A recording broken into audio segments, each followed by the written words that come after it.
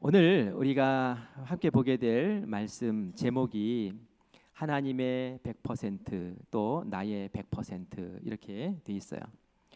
도대체 무엇을 말하려고 제목을 저렇게 잡았을까요? 하나님은 완전하시다고 그랬죠.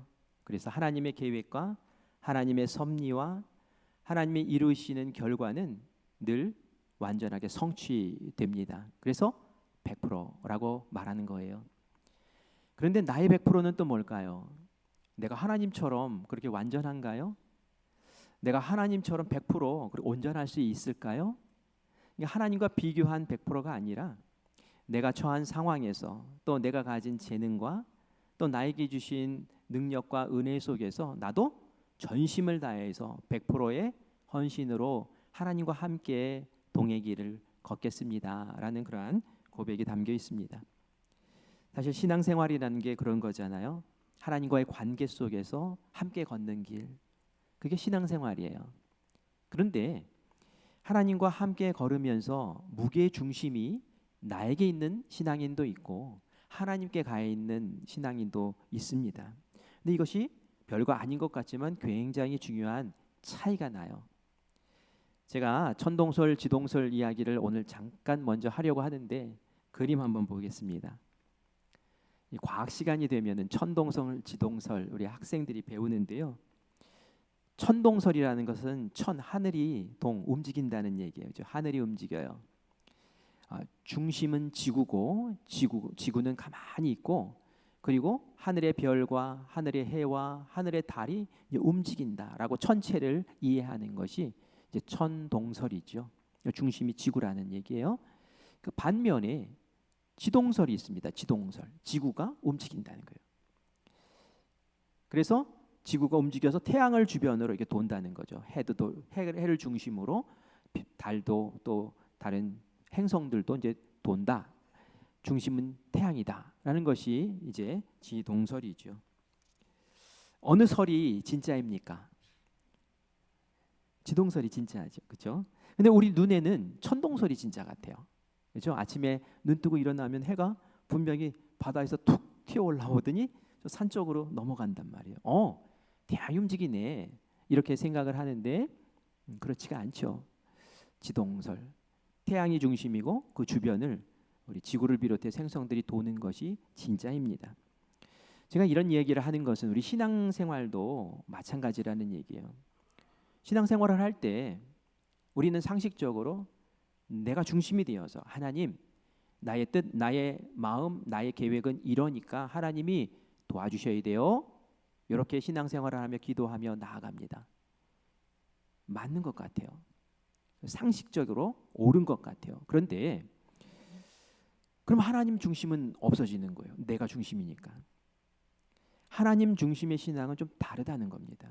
하나님이 주인이시고 나는 주님의 종이고 자녀이고 하나님의 뜻을 이루기 위해서 제가 무엇을 하면 좋을까요? 이게 좀 다른 신앙이라는 거예요. 제가 40대 초반에 이걸 헷갈렸어요. 그러다가 책을 읽고 딱 깨달았는데 굉장히 충격이었어요. 왜냐하면 제가 나 중심의 신앙생활, 나 중심의 목회를 해왔었거든요. 책을 읽었는데 하나님을 경외하는 삶이라는 책에서 이런 이야기를 하더라고요. 우리가 흔히 하는 질문 가운데 내 인생을 향한 하나님의 계획, 내 인생을 향한 하나님의 뜻이 무엇입니까? 라고 묻는 그런 질문과 기도를 많이 한다는 거예요. 그런데 이 기도, 이 질문 이거 잘못됐다라고 얘기를 해요.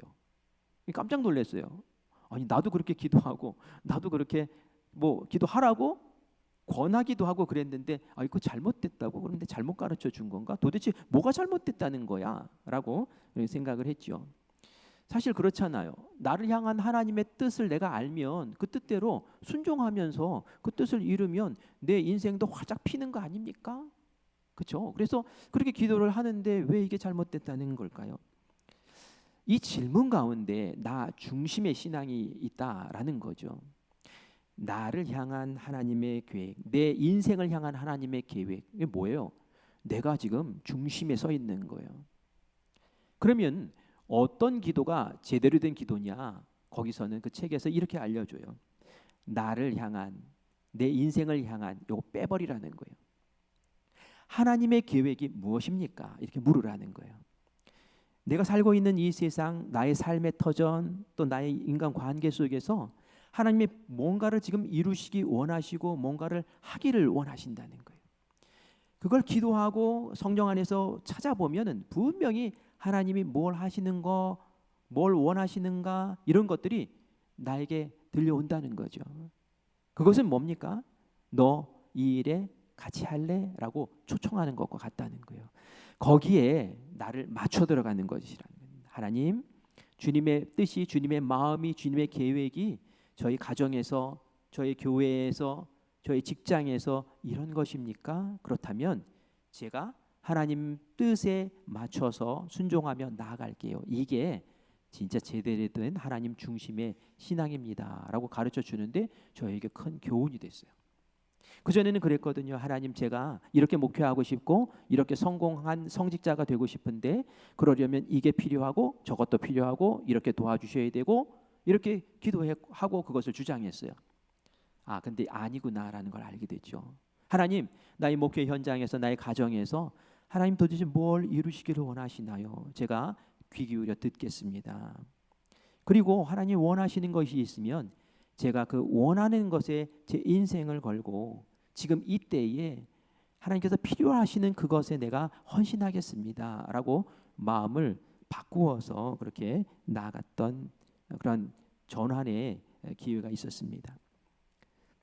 제가 우리 큰빛교회에서 목회할 때 매년 이제 묻죠. 하나님께. 하나님, 올해의 목표는 뭘로 잡으면 좋겠습니까? 올해의 비전은 어떻게 세우면 좋겠습니까? 우리 교회에 선교하며 일꾼 기르는 교회라는 영광한 그런 하나님의 뜻이 있는데 특별히 올해는 무엇입니까? 라고 묻죠. 좀 교회가 힘들고 어려울 때는 지켜주고 세워주고 싸매어주고 위로하는 그것이 해야 될 거예요. 그때 내 주장을 하고 하나님 내 계획은 이러니까 막 이러면서 하면은 이거는 아닌 거예요. 이제 평안해지고 또 건강해지고 또 위로받고 또 힘을 얻었으면 하나님, 올해는 하나님의 계획이 무엇입니까? 라고 묻고 올해는 영혼을 구원해야지, 빈자리를 채워야지, 떠난 사람들을 불러야지 이런 마음을 주시면 아멘 주님 그것입니까? 그러면 저를 비롯해서 우리 온 성도들이 여기에 마음을 모아보겠습니다. 여기에 헌신해 보겠습니다. 이게 이전에 제가 했던 어찌 초년 때의 목회와 지금의 목회의 다른 부분이라는 거예요.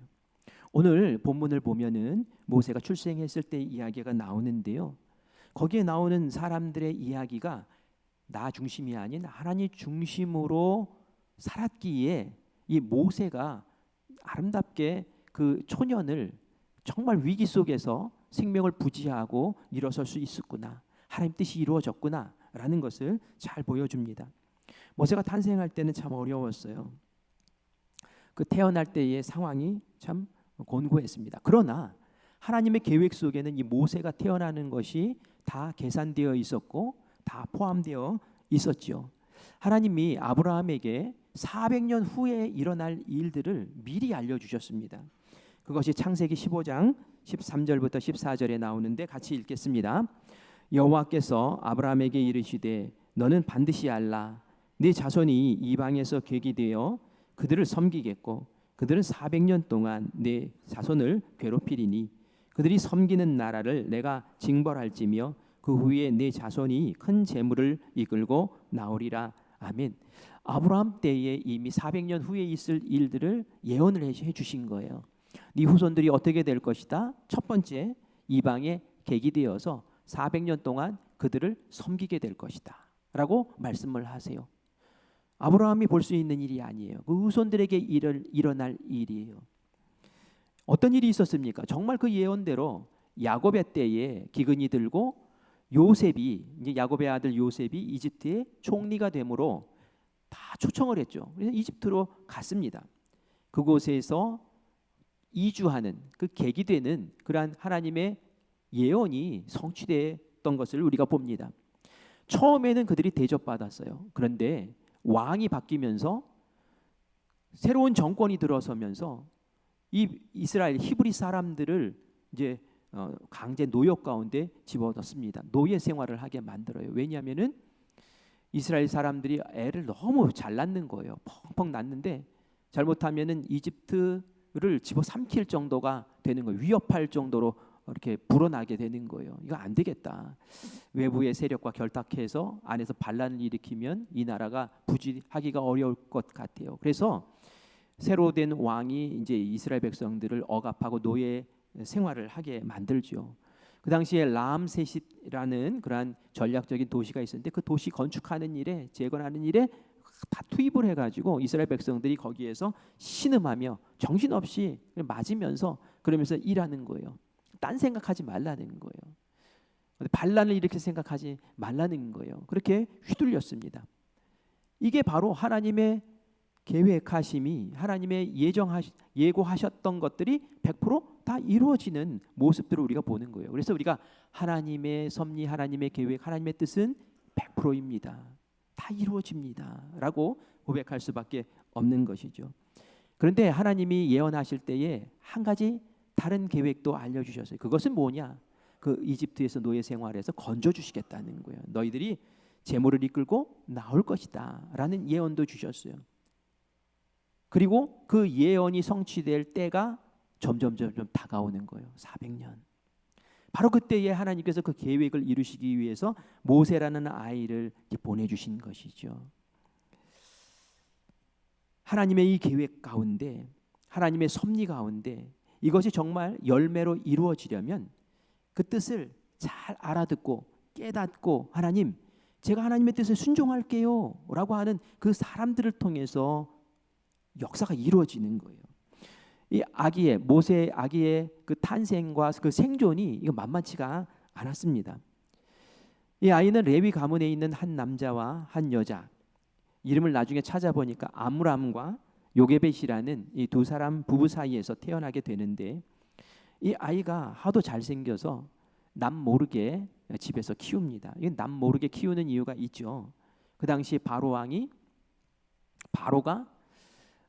이집트 사람들은 뭐 남녀 불문하고 그냥 다 낳아서 키워도 되지만 이 히브리 사람은 남자아이를 생산했을 때는, 출산했을 때는 다 죽여야 된다. 나일강에 던져서 죽여야 된다라는 그 법령을 만들었기 때문에, 왕명이 그렇게 있었기 때문에 아들이면 죽여야 됐죠. 그러나 이 아들을 집에다 품고 그렇게 키웠어요. 왕명을 몰라서가 아니죠. 너무 잘 알죠. 아마 기도했을 거예요. 하나님, 우리에게 자식을 주실 때에 딸을 주십시오. 아마 그렇게 간절히 기도했을 거예요. 근데 나와보니 아들인 거예요. 그런데 다른 부모 같았으면은 왕명이 그러니 이 아들이라도 강에 던져서 죽여야지 하고 그렇게 했을 텐데, 이 두 사람은, 이 부부는 그렇게 하질 않은 거예요. 그냥 숨겨서 키운 거예요. 왜 그랬을까요? 도대체 무슨 이유, 무엇이 달라서 이랬을까요? 이들은 말이죠, 이 모세를 봤을 때에 하나님의 약속에 대한 통찰로 이 아들을 보았던 것이에요. 우리 히브리서 11장 23절 말씀을 같이 읽겠습니다.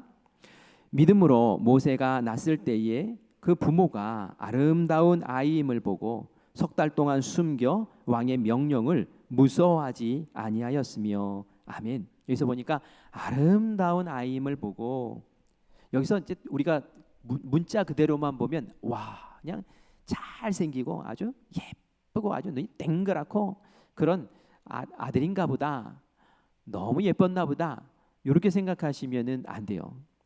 그렇게만 생각할 게 아니라 사실 그 배우의 생각이 있어요. 이게 무엇이냐면은 하나님이 사용하실 특별한 아이구나라는 것이 직감적으로 확 다가왔던 거예요. 이미 아브라함 때에 들려주었던 그 이야기, 그 예언이 이스라엘 안에서는 면면이 흘러오고 있었어요. 지금 400년이 가까워와요. 하나님께서 이스라엘 백성들을 구원하실 때가 이때인가? 라는 그런 마음도 들어요. 노예 생활 속에서도 이들은 기도해요. 하나님 살려주세요. 하나님 살려주세요. 하나님이 예언하셨잖아요. 하나님 약속하셨잖아요. 그런데 아들이 딱 태어났는데 이 아들이 범상치 않게 느껴지는 거예요. 여러분, 갓난아이가 예쁩니까? 몰라요. 내 자식이면, 또 내 손자면, 내 손녀면은 예쁘게 보일 수도 있어요. 그러나 우리가 객관적으로 보면 좀 덜 예뻐요. 한 100일쯤 돼야지, 돌쯤 돼야지 정말 예쁘장하고 아름답지 않습니까? 그런데 이 모세를 딱 보는 순간에 이 아들 범상치 않다, 이 아들 특별하다 하는 마음으로 품고 키웠던 것이죠. 왕의 명령이 무섭지 않았을까요? 이들도 분명히 왕의 명령이 무서웠을 거예요. 그러나 하나님의 면면이 흐르는 그 섭리와 계획을 알고, 그리고 하나님이 보내셨다라는 것이 내 마음 가운데 직감적으로 느껴지고, 그러니까 어떻게 해요? 그 무서운 왕보다 더 어미하신 하나님, 그 하나님 앞에 그들은 100% 순종할 수밖에 없었던 것이죠. 그래서 사람의 순종, 이 부부의 순종을 통해서 모세가 죽지 않고 살 수 있었던 줄 믿습니다. 하나님의 계획이 이루어진 거예요. 이제는 구원할 사람을 그렇게 보내주신 것이죠. 그런데 이들의 섬김과 순종은 석 달밖에 가지 못했어요. 왜냐하면은 아기가 석 달이 되니까 막 울음소리도 커지고 더 이상 감추어 살 수가 없었던 것이죠. 만약에 이집트 병사에게 발각이 되면은 이 두 사람은 당연히 사형이에요. 왕명을 어겼으니까. 모세는 물에 던져서 익사시킵니다. 그리고 그 모세의 누나와 그 형이 있었는데, 미리암과 아론이라는 두 남매가 있었는데, 이 남매들도 노예에서 범죄자 노예로 더 추락해서 끔찍한 삶을 살게 되죠. 석 달이 되었을 때 너무 어떻게 해야 될지 몰랐어요. 그래서 결국은 결정을 합니다. 나일강에 던지자. 어떻게 보면은 포기한 것 같아요. 아니, 100% 헌신하는 것처럼 보이더니 생명이 위험하니까 이제는 포기하는 거냐? 그런데 포기가 아니었어요.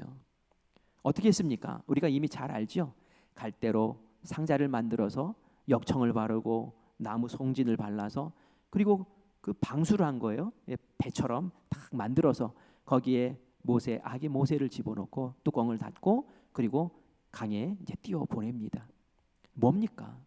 지금 나에게 처해진 상황, 도무지 인간의 능력으로는 더 이상 감당할 수 없는 이 상황에서 그들이 할 수 있는 최선, 그들이 할 수 있는 최고의 헌신, 하나님께 맡겨드리오니 이제는 하나님의 능력으로 하나님 인도해 주세요라는 100%의 또 헌신의 모습이 이 가운데 있었다는 거예요.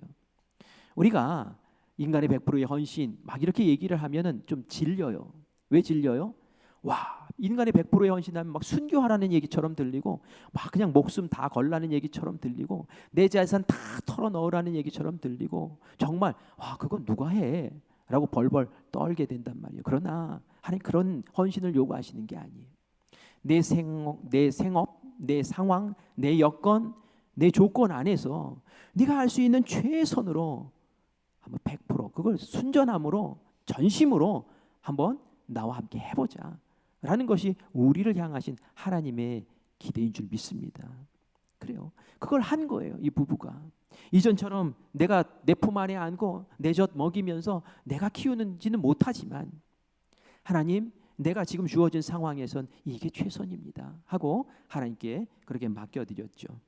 우리 모세를 조금 더 따라 내려가 볼게요. 이제 갈대 상자가 쫙 나일강을 따라 흘러 내려가다가 어느 갈대 있는 곳에 이제 걸려서 멈추게 됩니다. 그런데 마침 그곳에 바로 왕의 딸 공주가 목욕을 하러 나왔다가 그 상자를 딱 발견하게 되죠. 그리고 시녀를 시켜서 가져오라고 합니다. 딱 여는 순간 이 공주는 알아봤어요. 야, 이거 우리 동조가 아니구나. 갓난아이의 모습이지만 이거는 히브리 그 백성의 후손이라는 걸 딱 알게 돼요. 금방 이렇게 보였나 봐요. 이 공주의 마음에 어떤 생각이 들었겠습니까? 두 가지 생각이 들었을 거예요. 하나는, 와, 죽여버려야 되나? 아버지가 왕명을 내리셔서 히브리 아이들은 다 강에 죽이라고 했으니 그냥 죽여야 되나? 그런데 그럴 수가 없는 게 뭔가 마음에 뭉클한 거예요. 이게 하나님이 이제 어루만지시는 거죠. 하나님 계획을 이루시기 위해서 불쌍하게 보이는 거예요. 연민이 생기는 거예요. 그리고 그 아이가 너무 예쁘게 보이는 거예요. 그래서 그 둘 사이에서 갈등을 하고 있는 거. 이거 어떡하면 참 좋나 이러고 있는데, 이 왕국으로 데려가기도 어렵고 이러고 있는데, 이때에 딱 등장하는 사람이 있습니다. 누가 등장했습니까? 미리암이라는 이 모세의 누나가 등장했어요. 이 미리암은 엄마 아빠가 이 아이를 나일강에 띄울 때에 그 자리에 함께 있었어요. 그리고 엄마 아빠가 왜 그렇게 하는지도 다 알고 있었어요. 엄마 아빠가 지금 최선을 다해서 하나님의 뜻을 구하면서 지금 내 동생을 이 강위에 띄우는구나 라는 것을 알고 있었어요. 그러면서 기대했어요. 하나님께서 어떻게 이것을 이끌어 나가실 겁니까? 하나님, 난 그걸 보고 싶어요. 하나님이 어떻게 하나님의 뜻과 섭리를 펼쳐나가시는지 제 눈으로 좀 확인하고 싶어요. 그래서 말이죠, 우리 4절 말씀 같이 읽어볼까요? 같이 읽겠습니다. 그의 누이가 어떻게 되는지를 알려고 멀리 섰더니, 그 누이가 미리암이 어떻게 되나 보기 위해서 계속 강 따라서 내려갔던 거예요. 이것이 어디에 가나, 도대체 이것이 어떻게 될 것인가, 이게 강에 빠져서 죽을 것인가, 아니면 도대체 어떤 일이 일어날 것인가. 그런데 이 공주를 딱 만난 거죠. 그리고 공주가 갈등하는 것을 이 미리암이 보면서 아는 거예요. 무엇 때문에 갈등하고 있는지. 그때 이 미리암이 용기 내서 나섭니다. 이 미리암의 나이가 얼마나 되었을까 하고 약 찾아봤어요. 그랬더니 초등학생 나이더라고요. 초등학생. 지금 뭐 초등학이 8살부터 한 12살 그 사이에 나이일 거라고 그래요. 여러분, 초등학교 학생, 그 여자아이, 그것도 노예, 이런 아이가 감히 공주 앞에 서가지고 이러니 저러니 말하는 게 이게 타당합니까? 이게 보통 용기 아니면 할 수 없는 거예요. 그러나 그 순간에 이 미리암은 나섰던 거예요. 왜? 하나님의 섭리와 하나님의 계획과 하나님의 뜻이 지금 저 공주를 통해서 이루기를 원하시는구나 라는 것이 느껴지는 거예요. 그러자 자기의 마음 가운데 그 용기를 막 끌어올려 가지고 그 공주님 앞에 서서, 공주님 이 아이에게 젖을 먹일 유모를 제가 알고 있는데 그 유모를 제가 좀 소개 좀 시켜드릴까요? 얼마나 지혜롭게 얘기했는지 몰라요. 지금 이 공주는 젖이 나는 상태가 아니잖아요. 그리고 지금 이 아기를 왕궁으로 지금 막 데려갈 수 있는 상황도 아니잖아요. 유모에게 맡겨서 유모가 젖 주면서 키우고 그리고 나중에 큰 다음에 이렇게 받으면 되잖아요. 문제를 딱 해결해주는 해법을 이 미리암이 딱 제시를 한 거예요. 공주가 그때에 더 이상 고민하지 않고 오케이 하면서 딱 받아들이죠. 결국은 이 모세의 친엄마가 유모가 되어서 자기 젖 먹이면서 돈 받으면서 그러면서 모세를 신앙교육시키고 그리고 나서 이 공주에게 이제 데려가 돌려주는 것을 봅니다. 이 미리암이 별 볼 일 없는 작은 아이가 그 순간에 하나님의 뜻을 보고 하나님의 뜻을 알고 100% 순종했던 거예요. 100% 헌신했던 거예요. 그랬더니 하나님의 섭리가 그렇게 이루어진 줄 믿습니다. 여러분, 이 공주도 마찬가지잖아요. 공주의 입장에서 아버지의 명령을 어기고 그러면서 어떻게 히브리 아이를 자기가 아들로 키울 수 있었겠습니까? 목숨을 건 일이에요. 그러나 이 공주도 하나님이 주신 마음이 있었기에 그 마음에 순종해서 그렇게 아름답게 이 모세를 자기 아들로 이렇게 품는 귀한 모습을 보게 돼요. 우리 10절 말씀을 같이 읽겠습니다. 시작. 그 아기가 자라매 바로의 딸에게로 데려가니 그가 그의 아들이 되니라. 그가 그의 이름을 모세라 하여 이르되 이는 내가 그를 물에서 건져내었음이라 하였더라. 아멘. 공주가 어느 정도 큰 아이를 받고 나서 이름을 지어주는데 모세라고 지었어요. 왜요? 내가 너를 건졌잖아. 내가 너를 그 바구니에 담긴 너를 내가 물에서 건졌잖아. 건졌다는 뜻이 이제 모세잖아요. 그래서 모세 건졌잖아. 그런데 하나님의 뜻이 사실은 그 배후에 있었죠. 하나님은 어떻게 하십니까? 이 모세를 통해서 이스라엘 백성들을 건져내려고 하나님의 그 거룩하신 그 뜻, 하나님의 계획을 이루시려고 그렇게 하셨던 줄 믿습니다. 하나님의 섭리와 계획이 있어요. 그리고 그 섭리와 계획이 바로 나의 때에 어떻게 하나님 진행되고 원하십니까? 라는 것을 아는 사람들이 있어요. 그리고 그것을 알고 순종하는 사람들이 있어요. 바로 그것을 통해서 하나님은 당신의 뜻을 이루시고 하나님의 나라를 펼쳐나가시는 줄 믿습니다. 그것이 정말 성숙하고 하나님의 뜻을 알며 하나님의 동역자로 사는 복된 인생, 정말 차원 높은 신앙의 삶인 줄 믿습니다. 우리 교회 연구한 표어가 뭐예요? 선교하며 일꾼 기르는 교회예요. 영혼 구원하는 그 일을 열심히 하는 교회라는 얘기예요. 그리고 그 일은 아무나 할 수 있는 게 아니잖아요. 일꾼들이 하는 거예요. 일꾼들을 키워내야 돼요. 근데 일꾼이 된다는 게 뭘까요? 그것은 나 중심으로 내가 받고 싶고 내가 얻고 싶고 내가 취하고 싶고 이것만 관심이 있는 것이 아니라 일꾼은 일을 시키는 분의 일을 하는 거잖아요. 하나님의 뜻이 주님의 뜻이 무엇입니까? 그 뜻에 내가 순종하며 헌신하며 협력하며 동역자로 나가겠습니다. 이런 마음이 있는 수준의 그러한 신앙인들로 세워질 때에 선교하며 일꾼 기르는 아름다운 교회가 되어지는 줄 믿습니다. 저는 우리 성도님들에게 오늘 이 설교를 하면서 이런 말씀을 드리는 거예요. 하나님의 섭리가 우리 교회 가운데도 있어요. 여러분의 가정에도 있어요. 여러분의 사업장과 여러분의 직장에 있어요. 그것을 외면하고 무시하고 그저 나만 이것이 아니라 그것을 깨달아 알고 이때에 나를 통해서 하나님 무엇을 하기를 원하시는지 제가 순종하며 나아가겠습니다 라고 할 때 이전보다 다른 가정으로 변화되고 이전보다 다른 사업장이 세워지고 이전보다 다른 아름다운 교회로 든든히 세워지는 줄 믿습니다. 그 일을 우리 함께 하기를 간절히 바라요. 우리가 하나님은 100%라는 것은 변함없는 진리예요. 근데 사람이 100% 이거 참 어렵네. 하나님 사람이 50%면 안 되겠습니까? 또 이렇게 요구할 수도 있지 않겠습니까? 근데 만약에 사람이 50%의 순종, 50%의 헌신, 50%의 마음이라면 그것이 제대로 이루어질까? 성경을 보니까 그렇지가 않은 것 같아요. 사무엘상 15장에 보면은 아말렉과의 전쟁이 나옵니다. 이스라엘이 아말렉과 싸우는데 사무엘 선지자가 사울 왕에게 신신당부해요. 하나님이 말씀하셨는데 아말렉과 싸워서 전쟁에 분명히 이길 거야. 그런데 전쟁에 이기면 아말렉 족속을 다 죽여야 돼. 진멸해야 돼. 그리고 그 짐승들도 다 진멸해야 돼. 이렇게 분명히 알려주셨어요. 사울 왕도 알겠다고 그랬어요. 전쟁을 치렀어요. 이스라엘이 이겼어요. 근데 그 위에 일이 어떻게 진행됐습니까? 이 사울 왕이 다 죽이지 않은 거예요. 백성들 많이 죽였어요. 죽이긴 죽였어요. 짐승들도 많이 죽이긴 죽였어요.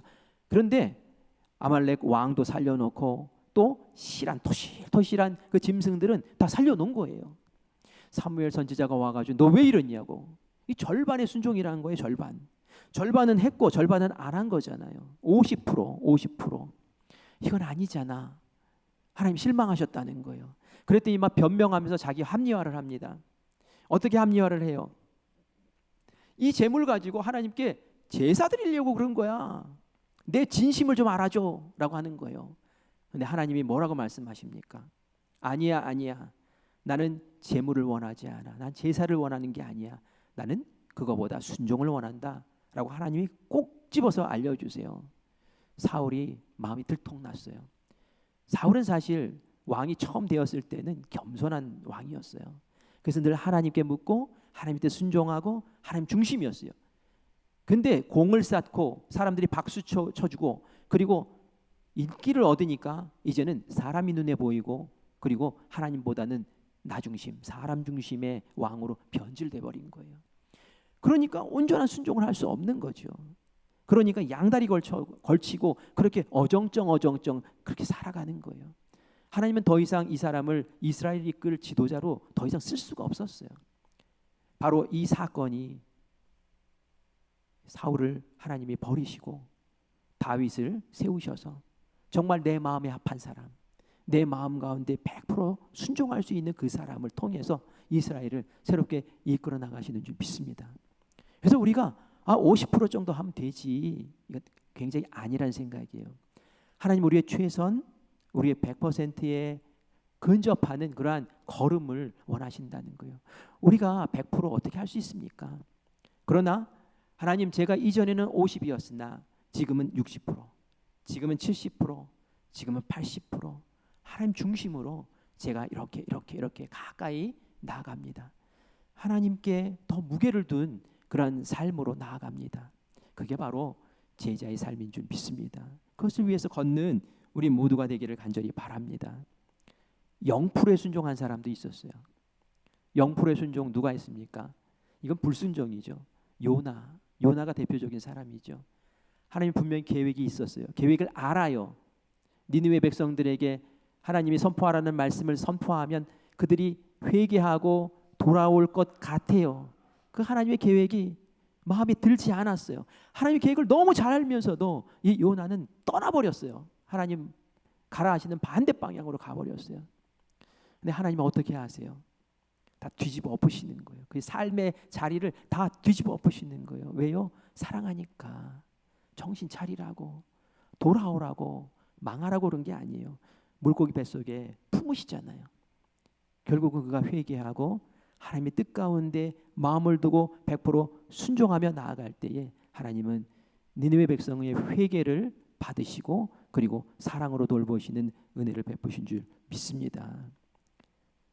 하나님의 뜻이 무엇인지 알아야 돼요. 그리고 그 뜻에 나의 전심을 다해서 순종하는 그 길을 걷는 사람, 그 사람들을 통해서 하나님은 지금도 아름답게 역사하실 줄 믿습니다. 그렇다고 하나님 나의 필요 이제 구하면 안 되나요? 그거 아니에요. 그건 기본적으로 우리 하나님께 구해야 될 것들이죠. 일용할 양식을 주시옵소서, 하나님 도와주시옵소서, 나의 어려운 상황을 살펴주시옵소서, 기본적으로 하는 기도요. 그러나 우리가 신앙생활을 해서 어느 정도 성숙하고 이제 어른이 되고 이제 제자가 된다면 이제는 그것보다 하나님 뜻을 살피고 내가 그 뜻 가운데 순종하며 나아갈게요. 그래서 그 뜻을 이루어드리는 사람이 되겠습니다. 라고 한 걸음 더 일어서는 귀한 주님의 일꾼들 되시기를 간절히 축원합니다.